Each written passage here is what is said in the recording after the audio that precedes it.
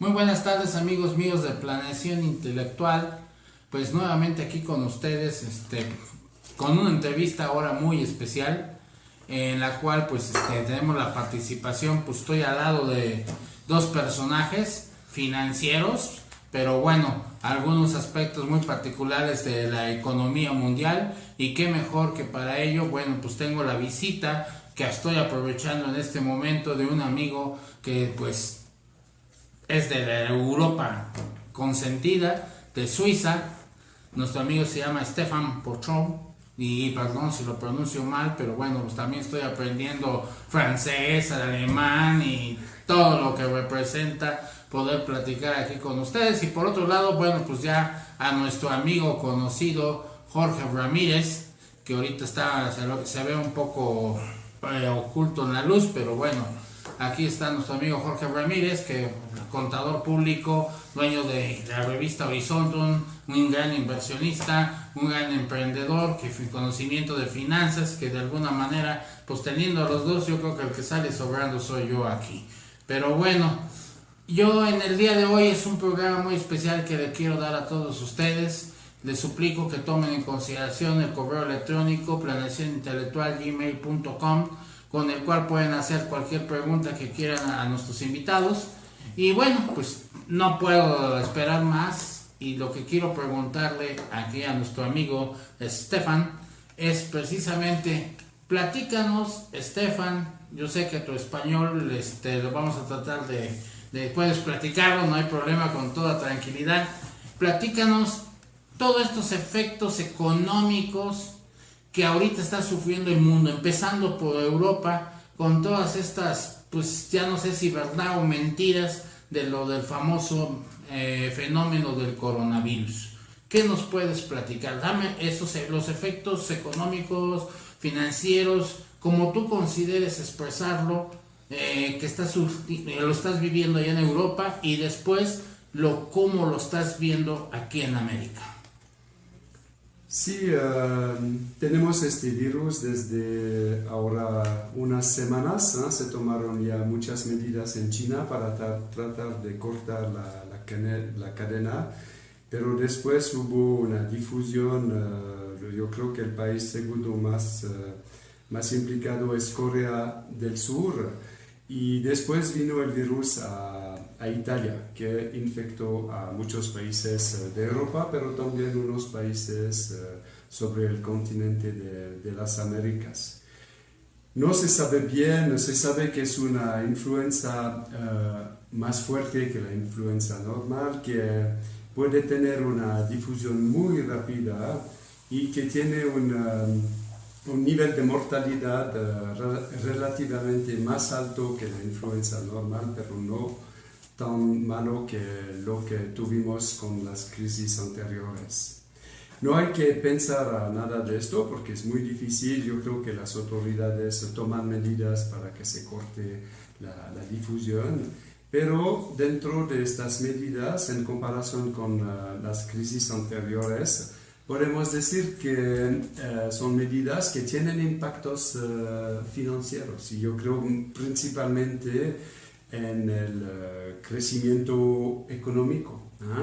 Empezaron los chinos, que pusieron casi ciudades aparte del país, que prohibieron que las aerolíneas tengan vuelos afuera de China. Y claramente la herramienta de producción de China se paró parcialmente. Y claramente no sabemos todavía cuál va a ser el impacto sobre el crecimiento. Lo que hay que saber es que el crecimiento de China es la tercera parte del crecimiento mundial, y ellos crecen como a 6%, más o menos. Y este 6%, 30, es 1.8 de crecimiento mundial. Entonces, si bajaría el crecimiento de China a 4, ya perderíamos como 0.5% de crecimiento mundial. Después, teniendo miedo de lo que pasó en China, los europeos reaccionaron muy fuertemente. especialmente los suizos, para decir, de mi país, decidieron de cerrar casi todos los espacios públicos, las exposiciones, los estadios. No hay más deportes en Suiza, no hay el salón, la exposición de coches, no hay el salón de exposición de relojes, todo se cerró. Entonces, también va a tener un impacto sobre el crecimiento. Lo malo en todo es que hay muchos países que crecen hoy en día a cero. Entonces, si se baja el crecimiento, podríamos ver unas recesiones, ¿no? Sin saber de la profundidad de las recesiones, pero podríamos ver una situación que menos mejora en el futuro. Sí, sí. Pensando en lo que acabas de platicar, principalmente que el énfasis de que le afectó a Italia, como que me dolió, porque como yo he viajado a Italia y tengo un gran aprecio por ese país, hasta por las dos profesiones, contador y abogado, y hasta por el apellido, se me vincula mucho con Italia, y entonces, bueno, pues le tengo, pues, y una vez estando allá, pues siento feo. Definitivamente el que se cierren las fronteras y que en un momento dado, empezando por Italia, que tiene el impacto que ya nos estás platicando, puedes decir que la economía, partiendo de ahí, Italia, y luego le subimos tantito, nos vamos para Suiza y todo lo demás, el hecho de ya tomar esas medidas de eventos públicos y de todo, pues quiere decir que también tomamos medidas en cuanto a importaciones. Y entonces, y no nada más de China, sino importaciones de muchos lados. Eso está repercutiendo, o ya se percibe que hay un efecto económico en Europa, ya se percibe un daño, por decirlo de alguna manera. Olvidemos de que si hay crecimiento, no, el flujo de recursos, el flujo de efectivo ya se está viendo afectado en Europa. No, creo que es demasiado temprano para dar una evaluación a esta situación. Hubo esta mañana una quiebra de una aerolínea en Inglaterra, Flybe, que estaba en situación un poquito mala, y entonces ya quebró porque hay muchas anulaciones y hay poca gente que vuela por el momento. Es muy difícil. Es que, como siempre, durante las crisis, yo creo que los países, y para decir más, los bancos centrales van a asegurar que no haya una crisis muy profunda. Y se ve que los bancos centrales ya están dando mucha liquidez al mercado. Hubo una baja de las tasas de intereses excepcional en los Estados Unidos. Italia ya está negociando con Europa para poder aumentar su deuda, que no va a ser fácil porque ellos ya están por debajo de las reglas fijadas por la Unión. Pero peor se va a ver, más se va a poner apoyo, como se hizo desde 2008, siempre cuando hay una preocupación en el mercado. Los banqueros centrales aseguran la liquidez y retiran malas inversiones del mercado para poner liquideces. Yo creo que está dando un suelo bastante fuerte para una crisis profunda, pero todavía no sabemos qué pasaría si algo como Italia pasaría en Londres, en Nueva York, o en estas plazas mucho más importantes que Italia. Pero como resultados a corto plazo ya se preguntan todos quién va a pagar todo esto, cómo se va a pagar, pero por el momento yo creo que no se va a pagar, se va más a postergar, diferir o quizás a perder Claro. el futuro. ¿Sí?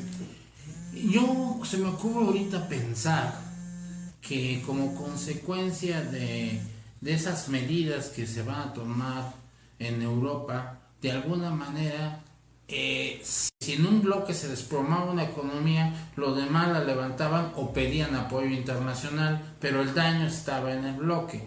Si estamos hablando de que estamos en un mundo globalizado, pues ya lo vimos, el error de Enron en los Estados Unidos con la quiebra de la firma Anderson ocasionó un efecto dominó en diferente grado y escala en todo el mundo.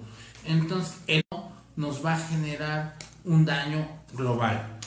Eso quiere decir, y ahorita con el impacto de estas cuestiones no financieras, pero que tienen efectos financieros, como es el coronavirus, pues yo creo que es de pensar que las economías deben otra vez regularse en bloques, precisamente para que el fenómeno que está pasando en Europa, pues en un momento dado no llegue a América en forma que impacte de igual forma en Europa. Y si está tomando medidas Europa, quiero pensar, a salvo tu opinión, ¿qué efectos podríamos tener aquí en América?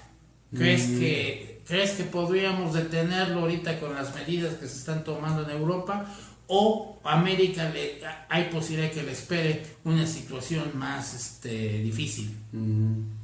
Hay dos elementos en la pregunta. Hay, que el virus no conoce fronteras, que esté globalizado o no. Yo creo que todos los países tendríamos el virus encima. Sí, yo creo que no hay que platicar.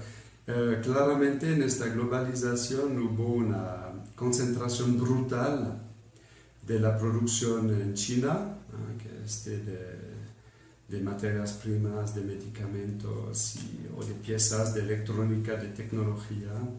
Y claramente si se ve una crisis mucho más profunda, podríamos tener repercusiones en nuestros países con las cadenas de producción que se podrían parar por falta de unas piezas. Puedo tomar el ejemplo de México, quizás en la producción de coches, si falta una de las piezas del coche que viene de China, si dura la situación, podríamos ver cadenas de producción que se van a parar. Sí, puede ser un impacto negativo de esta globalización. También yo creo que del lado de los medicamentos tenemos ahora una dependencia hacia China y todo esto se va a tener que revisar, pero yo creo que es algo muy directo del virus. Entonces, sí. Ok. Jorge, ¿quieres hacerle alguna pregunta? ¿Algo que pues inquietud? Yo creo que agregar la parte que comentaste, en este mundo globalizado, en que los procesos productivos se hacían en una zona, ahora los tenemos en varias, ¿no? Entonces, lo que comentaba Estefan, de que teníamos un proceso productivo, por decir algo, en México, ahora no. Y ese efecto, pues sí va a generar costos, indudablemente. Y ya tocando el caso de México, que llevamos prácticamente 2 años sin crecimiento, nos estaba pegando la parte de la recesión de automóviles, y ahorita te pega la cuestión de este virus, pues es indudable que va a generar recesión o simplemente una disminución de tu crecimiento económico. Creo que esa parte es indudable. Inclusive ya las expectativas para China ya se disminuyeron, y lo que tú comentabas, esas repercusiones para todos. Ya creo que estamos viviendo una época históricamente no muy novedosa, porque antes llegaba una enfermedad y tardábamos años, ¿no? O meses, y ahora el efecto es prácticamente inmediato, más todo lo que repercute también, porque ahora ya los medios de comunicación son muy rápidos y luego generan algunas cosas que no son ciertas, generan incertidumbre. Estamos con una etapa muy interesante, con un enfrentamiento de guerra entre China y Estados Unidos. La posición de China hace 4 meses es muy diferente a la actual. O sea, sí hay una parte, y el general que esto se provocó por Estados Unidos, empiezan a existir muchas cosas que se empiezan mucha especulación, pero de que la posición de China cambió en 3 meses es indudable. Se me ocurre preguntarte, Estefan, si el fenómeno coronavirus no se hubiera generado en China, se hubiera generado a lo mejor ni Japón, se hubiera generado a lo mejor en Tailandia, en alguno de esos países, o por qué no, en algún país europeo, independientemente, como dices, muy cierto, no tiene fronteras un virus, pero el efecto económico o el riesgo de tener todavía efectos más fuertes, negativos en la economía mundial, ¿se vislumbraría igual o es tan determinante la cuestión potencia económica que ahora tiene China en el mundo como para ponerlos a todos en esa angustia? Es muy difícil de responder, ¿no? Estaba diciendo que China es una tercera parte del crecimiento, pero todavía es solo 17% del PIB mundial. Entonces se puede relativizar estas cifras. Yo creo que si hubiera empezado en Nueva York hubiera sido mucho peor. Y por suerte, como fue en China, no sé si se descubrió muy al principio de la infección, pero ellos pudieron tomar medidas que no se pueden tomar en cualquier parte del mundo, con la fuerza y la amplitud de las medidas que se tomaron. Yo creo que de este lado fue algo bueno, pero yo no sé si hubiera sido mejor que empiece en otra parte del mundo. Para regresar a tu comentario sobre México con su crecimiento bajo económico, no tiene nada que ver con el virus. Yo creo que el principal elemento es que es el último país que paga tasas de intereses reales positivas. Y realmente no conozco a ningún otro país en el mundo o las tasas a corto plazo están por arriba de la inflación, ¿no? Y mucho tengo la impresión. Ok, hay estas cifras de inflación, las creemos o no, pero las tasas que se pagan en los CETES no es una buena noticia para los inversionistas que quieren invertir en proyectos en México, porque el costo está bastante alto. Y además, el resultado de estas tasas de intereses es que el peso mexicano ha sido una de las monedas más fuertes de los últimos años, aunque hubo elecciones, cambios relativamente importantes en el país.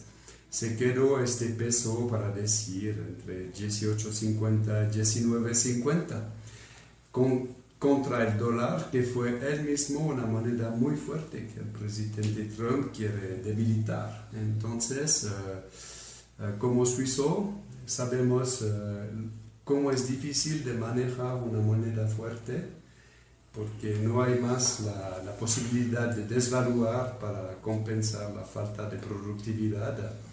Entonces, el ajuste, si no se puede hacer en la divisa, se hace en los sueldos, probablemente, y en el desempleo también, porque manteniendo estos precios fijos con este peso tan fuerte, es difícil quedarse competitivo con los demás mercados, especialmente que en América Latina hubo divisas donde es todo un desastre, también el peso de Chile, que bajó muchísimo a causa de las manifestaciones que hubo en el país.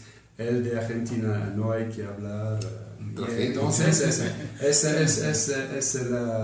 realmente es el país número uno de América Latina, pero hay que pensar que puede dañar la competitividad del país. Tú, ahorita, viendo tu currículum, creo que la visión importante para el mundo financiero es siempre la competencia que implica las inversiones. Uh-huh. Siempre Suiza ha sido un país históricamente de mucha seguridad cuando alguien invierte en Suiza. Uh-huh. No sé cuál te gustaría que ampliase ese tipo de comentario. Suiza es un caso particular en todo el mundo. Es yo creo, la única democracia directa donde todas las decisiones importantes para el país se toman por parte de la población. Y como me gusta decir, es que la población está mucho más razonable que cualquier político que tiene un mandato limitado, que quiere quedar en la historia o que piensa que tenga buenas ideas. Hay de todo. Entonces no se gasta el dinero que no se necesita, no clasificación de corrupción. Suiza está bien dentro de los 5 primeros con unos países del norte de Europa. Entonces, con todo esto, yo creo que sí, es que no se toman malas decisiones normalmente. Podría ser que un día también los suizos votan algo loco, pero no se vio el último siglo, para decir. Porque si hay un sentimiento, inclusive lo que hablas de corrupción, mucho dinero de México se va para Suiza, por cierta seguridad, por cierta privacidad. Sí, es así. Suiza siempre ha sido una plaza financiera, siempre. Se debe ver que Suiza en los años 50 era un país pobre, porque no hay materias primas, no hay nada, hay piedras, un poco de agricultura y se desarrollaron los relojes, los servicios financieros, los medicamentos, la alta tecnología también. Es que sí, en Suiza de la fortuna global, no únicamente de México, la fortuna global mundial, se decía que más o menos 30% de los patrimonios mundiales estaban depositados en Suiza. Antes por debajo un secreto bancario, pero con los desarrollos recientes se quitó este secreto bancario, hay más una discreción bancaria, pero se reportan estos patrimonios en todos los países de la OCDE. Entonces es más para la estabilidad de las leyes y todo, que no se cambie siempre cuando viene un nuevo al poder o un nuevo partido. Entonces hay una visión a largo plazo. El que viene normalmente no debe pensar que en 5 años se va a cambiar todo, o lo va a hacer suficientemente temprano, porque va a pasar por el pueblo y todo eso. Porque yo siento algo que el gran éxito de Suiza, creo que fue en la Segunda Guerra Mundial, porque al final negociaba con los aliados negociaban y los alemanes negociaban y siempre, inclusive fue un país que no fue invadido por los nazis, irónicamente. Ok, es difícil, hay muchas teorías al respecto. Es que se dice que primero, Suiza tiene un ejército muy fuerte. Cada suizo es soldado y pasa por lo menos 2 años de su vida en el ejército. Yo creo que todavía en soldados debe ser el ejército más grande de Europa hoy. Y hay otro ejército de este tipo, es el ejército de Israel. O cada uno casi tiene su arma y si pasa algo sale. Ok, ahora hay tecnologías diferentes y todo, y muchos dicen que no pasaron por Suiza para bajar a Italia a causa del ejército, otros dicen es a causa que teníamos todo el oro del mundo, que era bien seguro. No sé, no puedo entrar en estas consideraciones, pero lo que puedo decir es que cuando se habla de estos tiempos con los ojos de hoy, se puede ver bien, mal y todo. Es difícil de juzgar, pero yo creo que por fin abrió Suiza los libros y con la comunidad judía hubo un arreglo, pero se dice que sí, desapareció dinero, pero imagino que no fue tanto, porque realmente en Suiza quizás poco antes de la guerra se veía como un paraíso de estabilidad, pero esta guerra ha sido tan horrible que es difícil pensar sobre todo esto. Y retomando el tema, sí hay un sentimiento de mucha seguridad invertir los recursos en Suiza, ¿no? Es que desde Suiza, como es un pequeñito país, no se invierte mucho en Suiza, porque tenemos un mercado de acciones, algo de bonos con rendimientos negativos.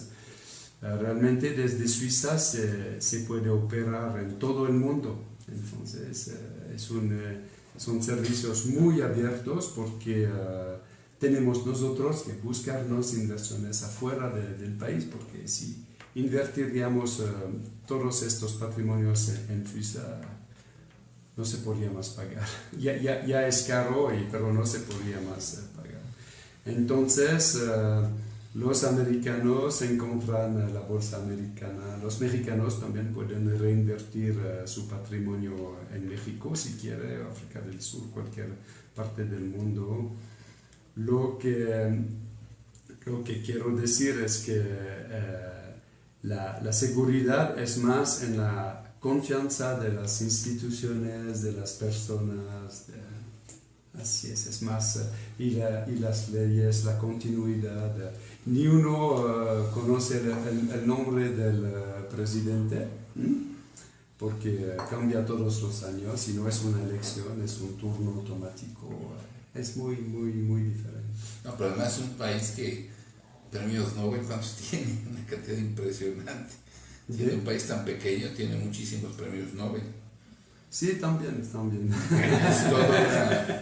un país muy interesante. Lo comento porque en México tenemos una relación con la comunidad de los suizos, con el señor Mario que acaba de fallecer, y nos invitaban a sus fogatas suizas. Y de verdad muy impactante ver al embajador y a todos los suizos cantando el himno nacional en español. Es una experiencia muy interesante, la disciplina y el orden con que ustedes trabajan. Eso sí, tenemos que aprender también. Sí. No, sí, de que tenemos que aprender de Suiza es pero enorme. Pero bueno, aquí lo importante, amigos míos, es de que todo lo que ahorita estamos platicando, pues es una perspectiva de gente que, pues, nuestro amigo Estefan, pues viaja por todo el mundo. Su óptica le permite ser imparcial y ser un excelente observador. Se convierte en nuestros ojos también para podernos orientar de cómo está la situación tanto en Europa y pues lo que esté pasando o vaya a pasar aquí en América. Estefan, casi salvo que Jorge también tenga alguna otra inquietud, mi preocupación o mi inquietud de preguntarte es ahorita, ¿cómo invertir?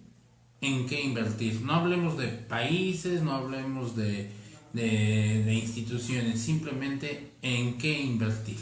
¿Qué sugieres que sea ahorita con cuestiones? No puedes crear una empresa ahorita y depender de algún producto de China o alguno que tenga fronteras cerradas y no puede haber una transmisión. Entonces ahorita quien tenga ahorita una fortuna, como usando tus palabras, dentro de la fortuna mundial, ahorita, ¿dónde crees que se pueden canalizar los recursos? Nosotros lo que proponemos es de tener siempre la diversificación más grande que se puede, y también tener con sus inversiones una cierta liquidez a un día, ¿eh? Porque si hablamos de inversiones en bienes raíces, puede ser muy bueno, pero a largo plazo, ¿no? Sí, es parte de la diversificación, pero no se tiene que tener una concentración brutal en este tipo de inversión, porque podría costar mucho en caso de una crisis o de cambios de reglas en ciertas partes del mundo. Entonces nosotros tenemos siempre una parte de la inversión en acciones. Estas acciones las repartimos en todo el mundo. Tenemos una inversión en Europa, hablando de inversionistas en dólares, y una parte grande en los Estados Unidos también, porque queda el mercado principal del mundo. Tenemos también inversiones en países emergentes, porque estos países llevan el crecimiento y están utilizados por las economías viejas para empezar nuevos proyectos y nuevas inversiones. Más que de países, tenemos también una parte de la inversión que está diversificada en sectores. donde no vale más la región o el país. Tenemos diferentes temas que robótica, no únicamente los robots, pero también todo que el cliente hace él mismo en los sitios internet, poniendo toda la información para llegar a una decisión, seguros, bancos, compras. Tenemos el Big Data y la seguridad, la Cyber Security, la seguridad informática. Este también es un tema que yo creo que no veo más la salida, vamos a quedarnos mucho tiempo en esta problemática. Hicimos una diversificación en la infraestructura de los Estados Unidos. Pensábamos que el presidente Trump vaya a invertir mucho porque hay necesidad de infraestructura en los Estados Unidos. No nos fue particularmente bien en y tenemos unos temas así sobre la volatilidad, sin saber si va a subir el mercado o bajar. Únicamente invertir en la volatilidad y este tipo de diversificación. Lo que hay que saber es que de este lado del mundo no se ve todavía, aunque llegamos en los Estados Unidos a este nivel. Hay como 15, yo creo que se dice en español, trillones, trillones. Hay 15 trillones de deuda en el mundo, más o menos, poco menos, que no pagan, que tienen tasas de intereses negativas. Entonces, hay inversionistas para un monto de 15 trillones que están de acuerdo de perder dinero sobre su inversión. Entonces es todo el bloque de la Unión Europea en euro, el franco suizo, pero hay más y más monedas donde el rendimiento es negativo. Y con la baja de las tasas de intereses de ayer en los Estados Unidos, el 10 años paga menos de 1% ahora. Entonces, invertir a 10 años a 1% es de un lado no parece muy interesante y además tiene un riesgo en caso que regresarían las tasas a 3, porque el bono podría bajar bastante, especialmente si tenemos bonos a largo plazo. Ok. Sí, yo te preguntaría algo que nos pasa, tú que ya estás mucho más involucrado en la sociedad mexicana. En la sociedad mexicana, como un mosaico, es muy contrastante.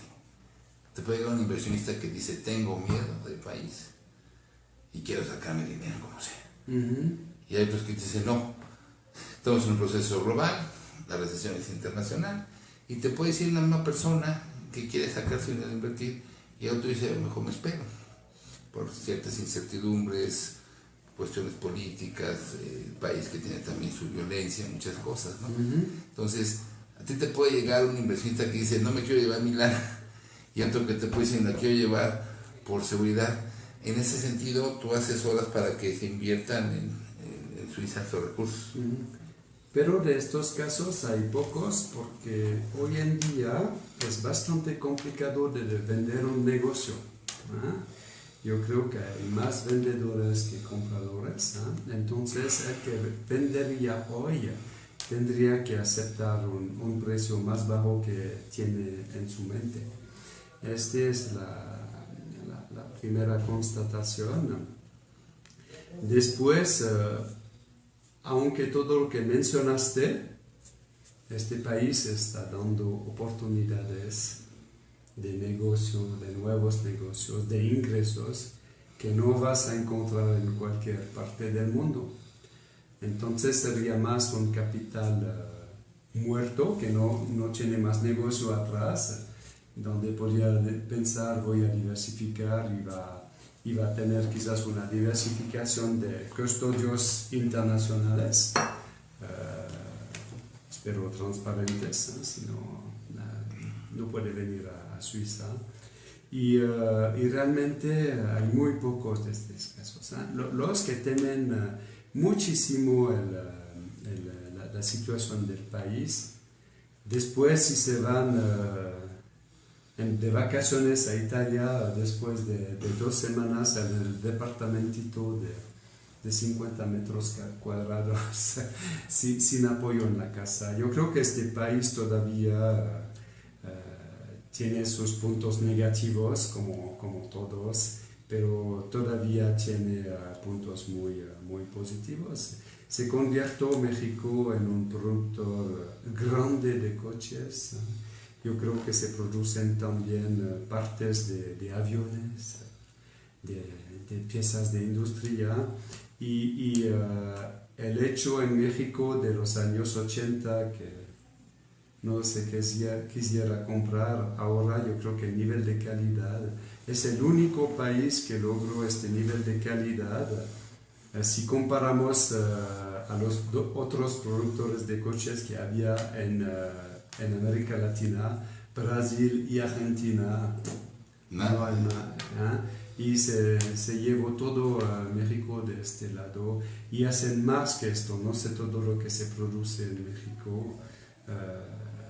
Ellos tienen un nivel para competir a los chinos, especialmente con la cercanía a los Estados Unidos. Yo creo que ellos podrían en esta situación particular recuperar una parte del negocio que se perdió a principios de los años 2000 y que se recuperó por parte cuando hubo la subida de los precios del transporte, porque una parte se vio que China fue muy lejos y una parte regresó a México. ¿Sí? Creo que después de las dudas que cada uno puede tener, pero siempre si profundizamos la plática se ve que sería difícil para muchos mexicanos de venir a vivir a Europa, bastante, especialmente en invierno.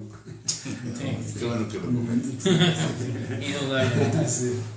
Bueno, pues las veces que estuvimos por allá, bueno, y ahorita que nos has visitado, pues una de las cosas que yo digo de Suiza, sus quesos y sus chocolates, y los que nos trajiste estuvieron maravillosos. Muchas gracias por ese detalle. Los que tuvimos la oportunidad de saborearlos, pues te damos las gracias. Cuando vino de allá, pues nos hizo el favor de regalarnos ahí unos estuchitos de chocolates muy sabrosos, que son reflejo claro de la calidad del chocolate que tiene Suiza, y nada más nos faltó el queso, pero no se preocupen, de todas maneras sabemos que es maravilloso y que cuando estemos por allá pues pasaremos un día a comprarlos. Bien, amigos míos, pues bueno, casi estamos llegando al final de nuestro programa. Hoy para mí es un programa muy especial en el cual pues bueno, la participación de ellos es más importante que la mía. Yo realmente aquí no soy más que la sombra, pero yo lo último que quisiera yo pedirle aquí a Stefan, aprovechándolo, ¿qué cosa te gustaría adicionar a lo que hemos comentado que tú consideres importante decirnos aquí en el programa?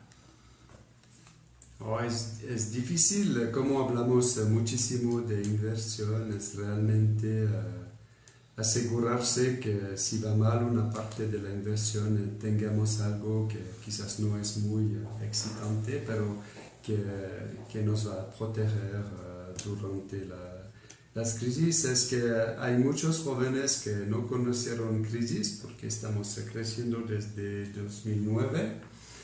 Ya hay una generación que nunca conoció la crisis y hay que conocieron ya muchos crash. Y como lo dije al muy principio, nos cuidan bien los banqueros centrales, pero quizás una vez el modelo no va a resistir tanto, entonces hay que ser prudente de ahorrar, de no tener un nivel de endeudamiento demasiado alto, porque este es el peor peligro que hay, es la deuda. Sin duda. Hay que preguntar a los griegos. Sí, exactamente. Hay que preguntar a los griegos. ¿Algún comentario que quieras hacer, Jorge? Pues yo, pues, como siempre, Vicente, agradecerte la oportunidad y como siempre tu amistad y el poder debatir este punto que para mí es bien importante. Este país sí tiene sentimientos encontrados y una posición de un tercero objetivo que nos aclara las cosas, creo que fue muy enriquecedor y eso se agradece mucho. No, pues yo, gracias a ustedes que pues son gente pues de alguna manera conocedora del tema y pues amigos míos, no ni duda cabe de la experiencia que tiene Estefan, pues que ya es un Marco Polo, que todo el mundo sin duda alguna pues observa y aprende cómo se va desenvolviendo y vive las economías desde que cruza la calle, desde que se hace y hasta ya está aprendiendo hasta las malas palabras de México. Sí. Pero bueno, pues hasta eso nos da gusto para que se lleve algo. Muchísimas gracias amigos, gracias por escucharnos. Seguimos con los programas internacionales. Este programa lo pasaremos en fechas recientes y lo haremos hasta replicarlo nuevamente porque considero muy valiosa la aportación de Estefan. Muchísimas gracias, que pasen muy buena tarde. Hasta la próxima. Hasta luego. Hasta luego.